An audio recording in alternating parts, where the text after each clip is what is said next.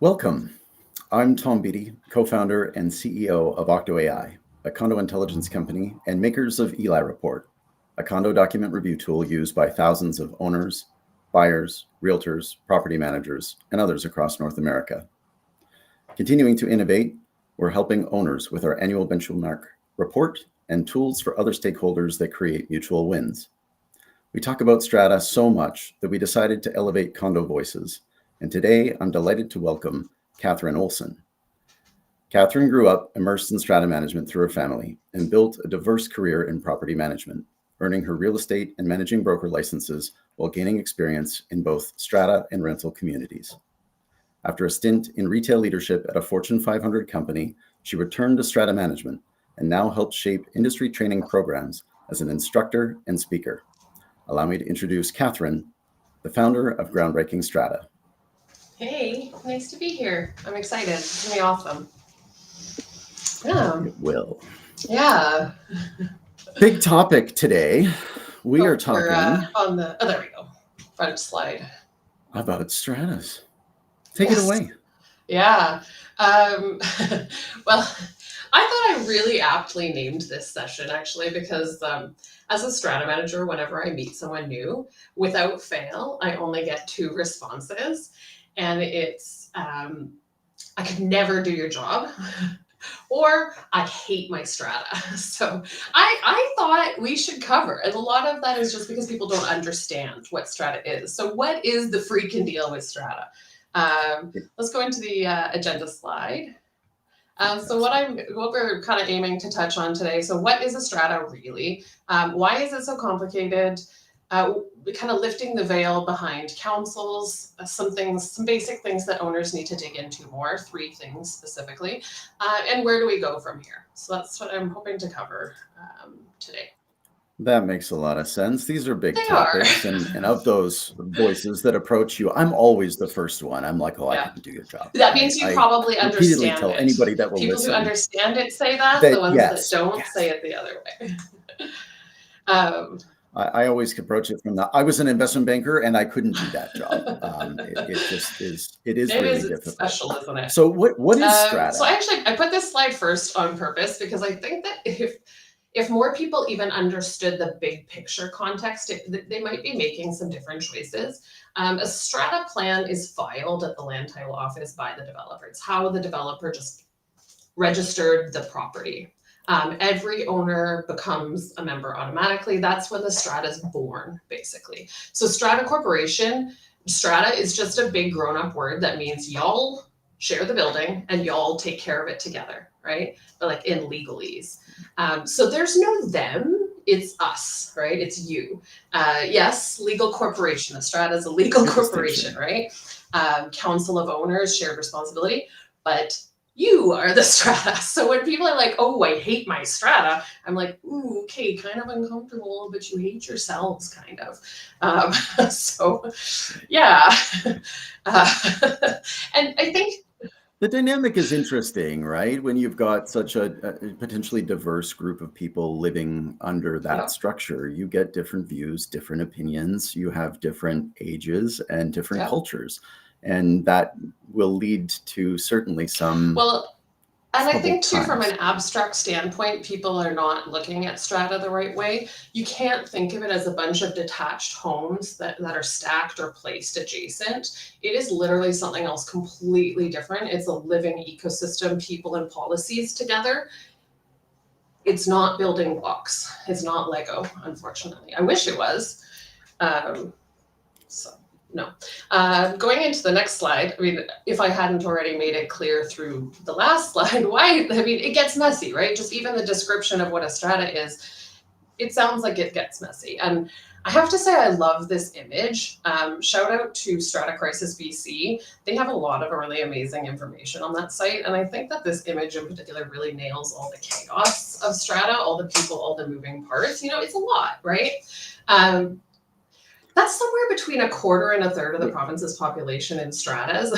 And I would playfully argue that 99% of them don't know how it works. And not because they're being willfully careless or difficult. It's because no one ever taught them, right? Like there was no strata economics in high school that I'm aware of. Like, I don't know, Thomas, your high school, did you guys cover that? No, they didn't even teach us about mortgages and finance. I mean, they definitely didn't teach us about Yeah, this. And for those that can't see this diagram, it's difficult yeah. to interpret. There's 20 different bodies on there, all interacting with the Strata Corporation and those that are Yeah. around it. So it is a Yeah, messy and the picture. first strata law, that's the Condominium Act, that was 1966. Current one, Strata Property Act, the year 2000. So even thinking about those dates, you know what's older, you know, besides both of us. Sorry, low blow. Airbnb, EV chargers, iPhones, vaping. So you can see how things have exponentially compounded, Moved right? on. So, you know, what happens? Yeah. The decisions and the conflicts drag on. Owners and councils, they kind of start to check out and insulate from each other, and things start to fall apart, right? So, yeah, it's a bit of a mess. So, And who are these unpaid volunteers? we are going to get to that in our next slide. So, if you happen to go through ever any of the Strata Facebook pages or Reddit pages. I know, like, I don't comment on them because that's kind of dangerous. Those are Yeah, fun. but you Yeah. know, you'll notice a really definitive theme, and it's our council is the worst. You know, I've heard it a lot.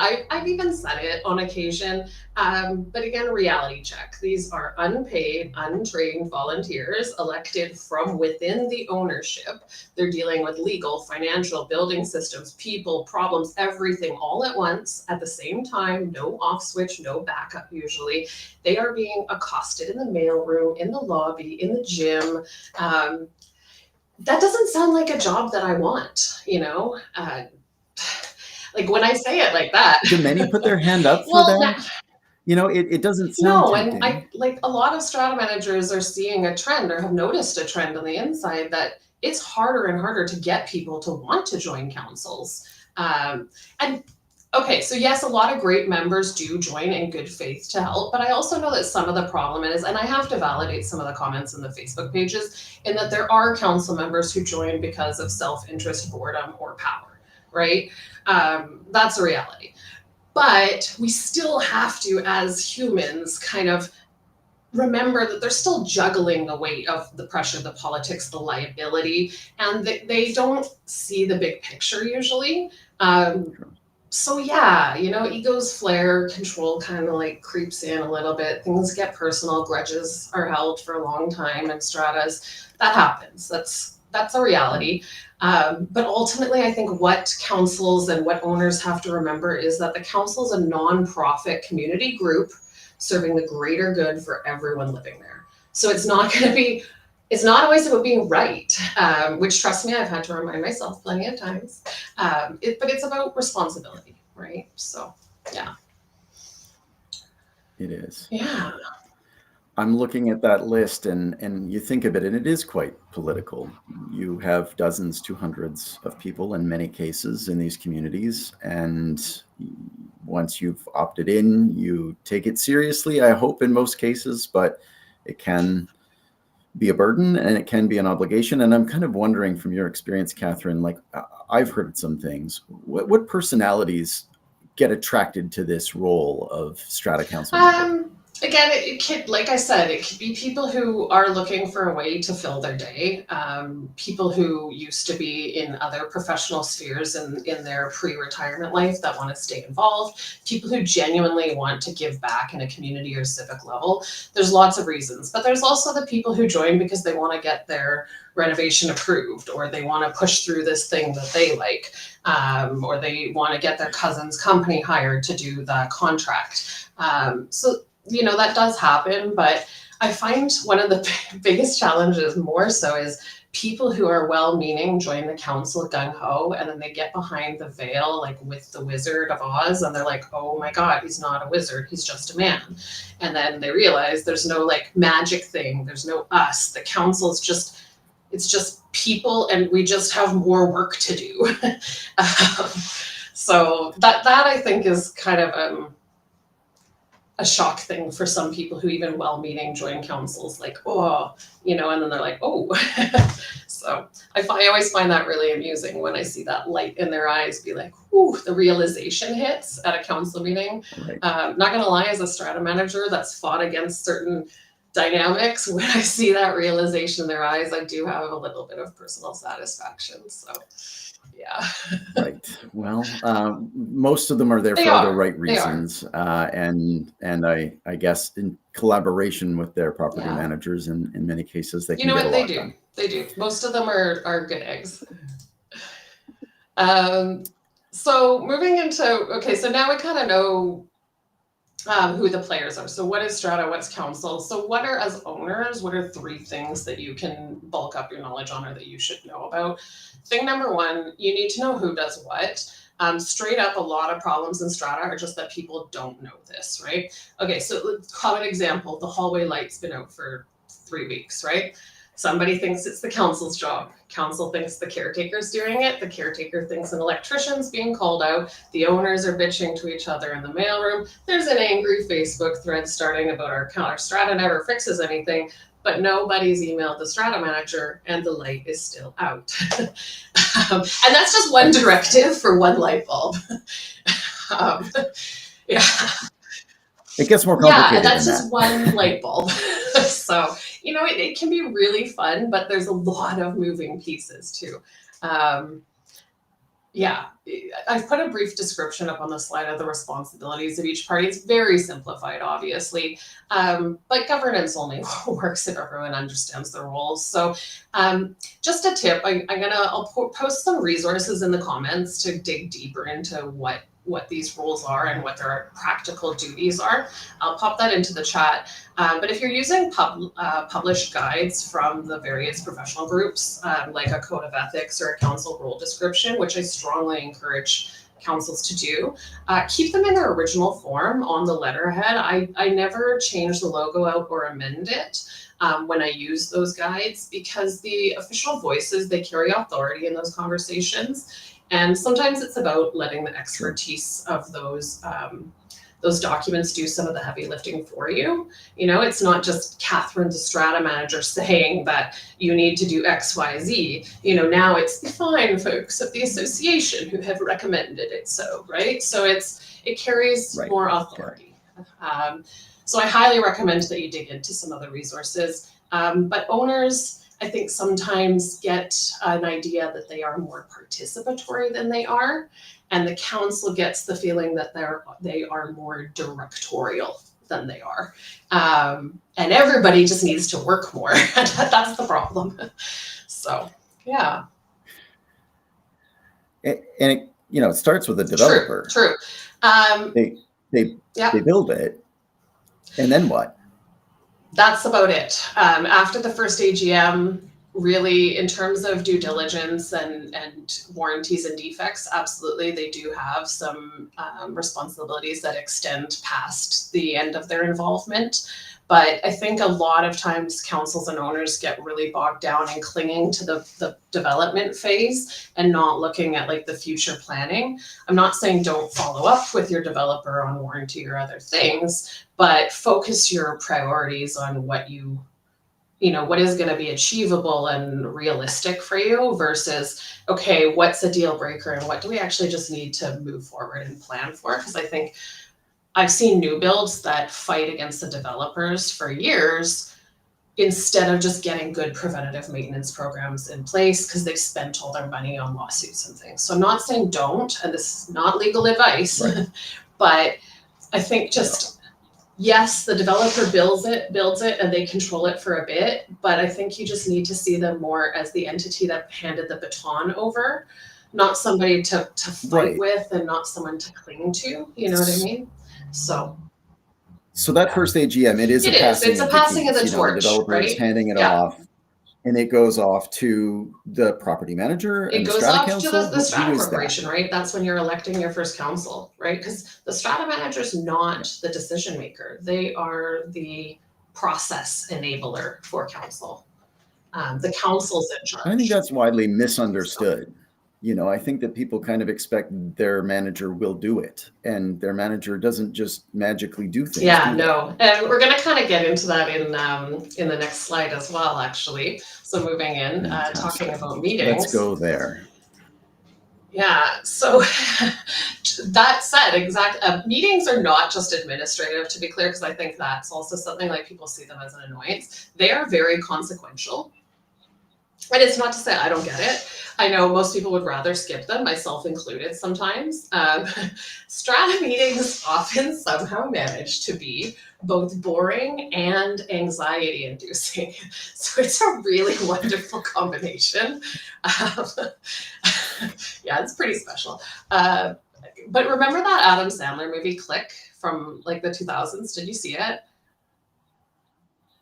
I didn't, Okay. but I know So it's Adam the one where Sandler. he uses the remote to fast forward through all the boring parts of his life, the arguments, traffic, family, stuff like that.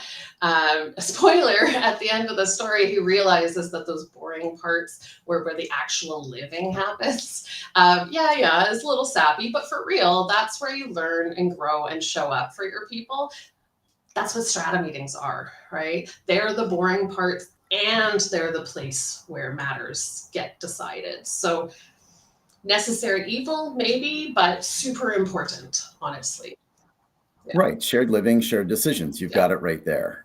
So you are coming together to make these decisions themselves. And what's this about if it's not in the minutes? It didn't happen. So just in terms of bare minimum to get yourself set up for a meeting, just to be clear, make sure that you have a clear agenda written down. Getting the information out in advance, make sure that people have a shot. These are volunteers to read it. And if you send it to them the night before, they're busy. They're not going to get it read. The meeting's going to be unproductive. Make sure that there is a chairperson, either the strata manager facilitating or a strong council member that can really hold the space and keep things focused, because that's one of the biggest detriments and time wastes is just some of the dynamics and lack of focus in meetings. And yeah, so as you mentioned, if it's not in the minutes, it didn't happen. So these things I'm putting on here, these are not just best practices. Some of these things are required by law.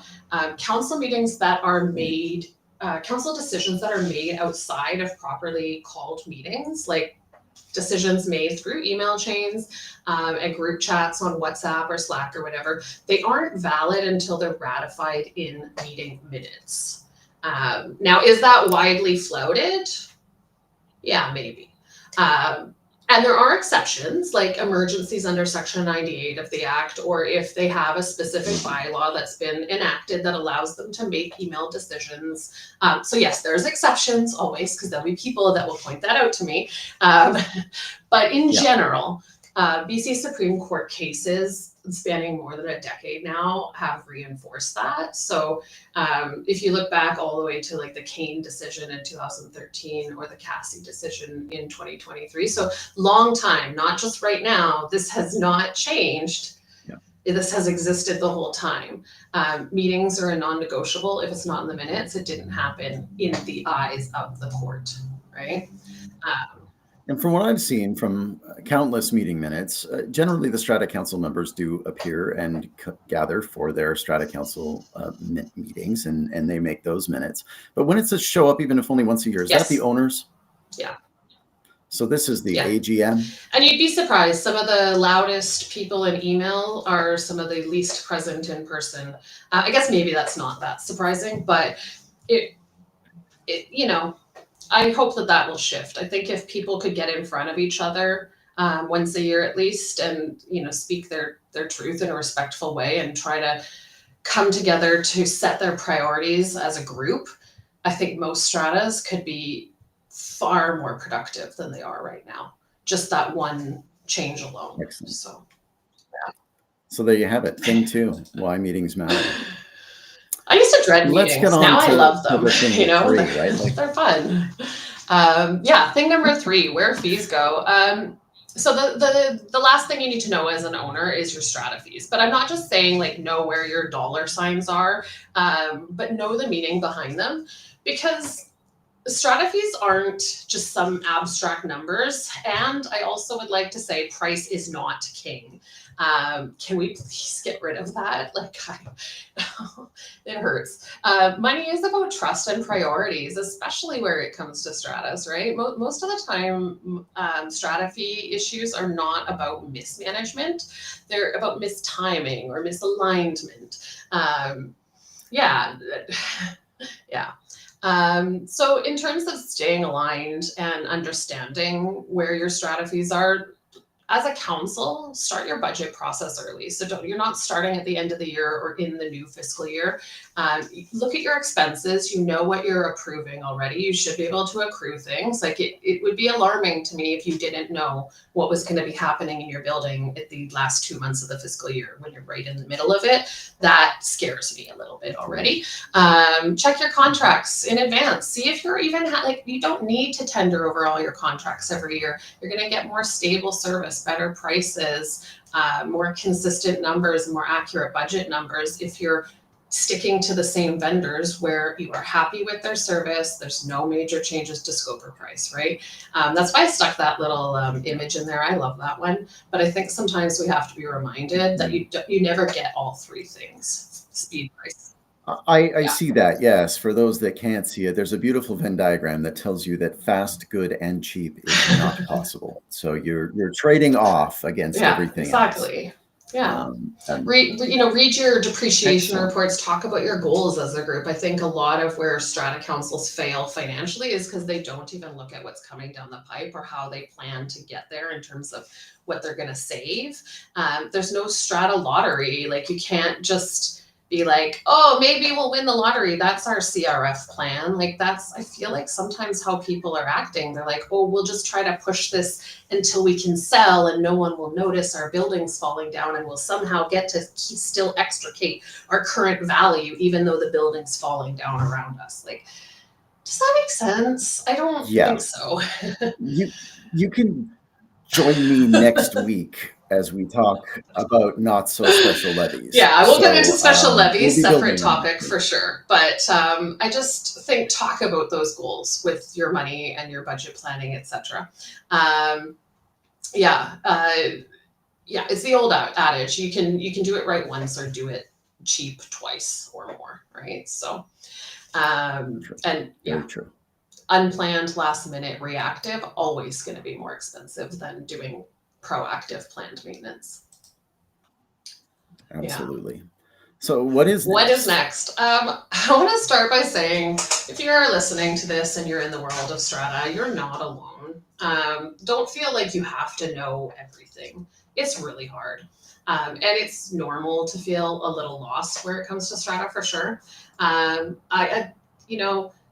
There's a whole web of support out there. We basically have the whole alphabet of professional associations. We got HOA, CCI, VISOA, PAMA, BOMA, and they exist for a reason, right? So reach out, get those reputable guides and sources of information.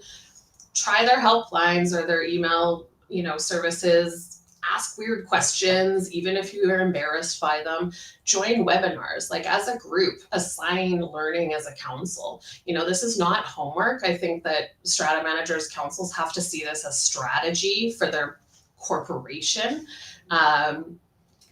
And those of you who might be like owners joining, I'd say you want to be confident in your strata role, then show up, right? Hold space for accountability in yourself. So don't go in guns blazing, trying to blame everyone else. Go in, go in with curiosity and compassion and ask questions and seek to learn. Read the documents that everyone is avoiding reading, and, speak up and do something before there's a crisis in your building. That's what I would kind of encourage. What's next for strata? There's a lot I'd like to see for the future. It sounds practical and pragmatic.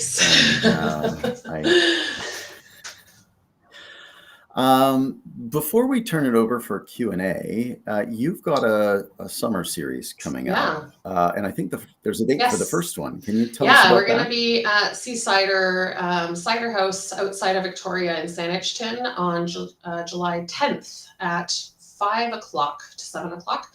It's going to be a coming together of just listening to stories and talking about the challenges and the realities and the wins that we've all had. Owners, strata managers, related strata professionals, you're all invited to attend. We'll have some refreshments and such. Totally free event, no RSVP needed, and you can check out our socials for some more detail. Fantastic. We'll be sure to share that. At this point, I'm going to turn it over to some Q&A. So I see that there have been a couple of observations made. I will share some of those with you. Someone has asked, how does Strata Council decision-making actually work? And does the president have more say than the other Strata Council members? So it's majority. So different decisions will be made in different ways. So you have to look specifically on the type of decision that's being made before you can say who's supposed to decide it. So if it's approval of the annual budget or a major expenditure or something where you're going to change the use or appearance of common property, those decisions do have to be brought to the ownership for a vote, either a majority or 3/4 based on the type. But just day-to-day operations, those are made by council majority vote. And yes, the president has some more power, but it shouldn't be a situation a lot. Like if it's so often that you guys are 50-50 divided that the council has to enact their second tie-breaking vote, then there's already some really clear dynamics and divisions within that council. So yes, they do get the tie-breaking vote, but that's about it. They don't really No, there's not extra really weight. any extra power, and that's why we like to have odd-numbered councils anyways, and encourage quorum and people to show up so it doesn't happen, right? So. That makes sense. There's another question here. It says, I'm a new Strata Council member. What resources are there for me beyond HOA? I think you've listed a few other alphabets there. on Vancouver Island also does a lot of education. There's some other organizations out there that do it. Within your building as well, if you're a smaller council and you have trades that are going to be coming in and on the site, what I recommend, if you're curious to learn more, just ask the trade without getting in their way. If you can tag along with what they're doing and ask some questions here and there. And again, don't get in their way or micromanage, but like it's a really good way to learn things without paying extra. And if you are within a place where as a council you can afford to spend some more on education, you can always seek out to hire professionals. Like Groundbreaking does education for councils.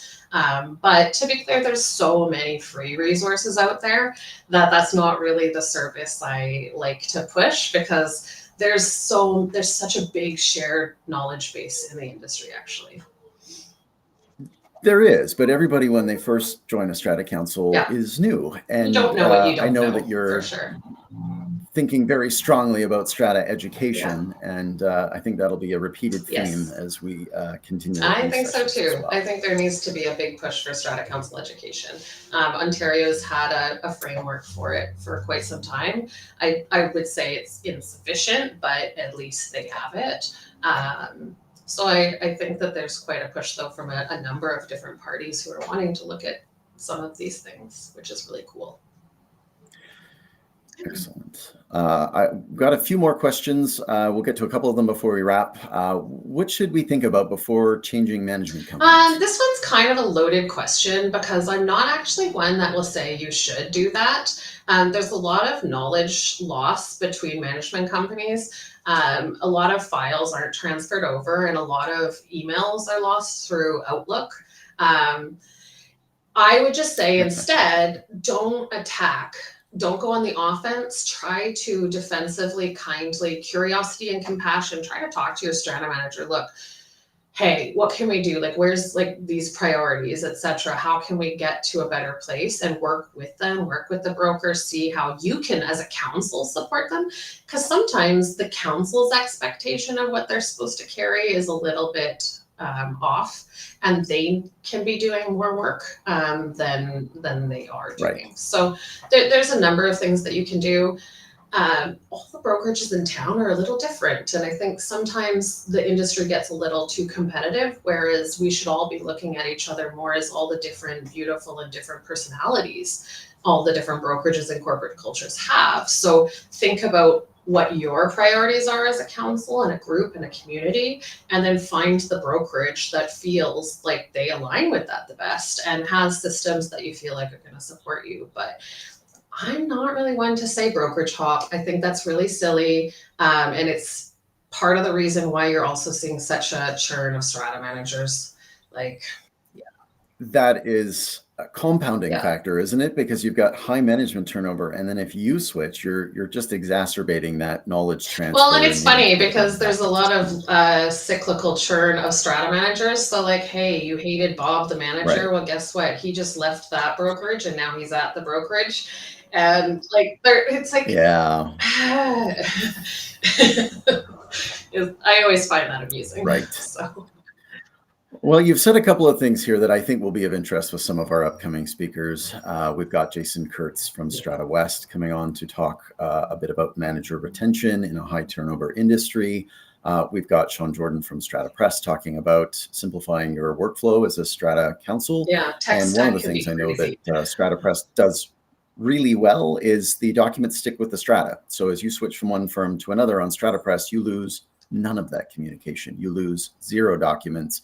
There's a handoff between management firms, one that releases it, one that accepts it, and all of that communication remains. So some exciting developments there for the future. I have one more on a slightly different topic, but one that's interesting and might merit further discussion down the line. How should strata corporations prepare for mandatory environmental reporting? That's an interesting one because I kind of tried to get my foot in the door into some of those conversations with the municipality.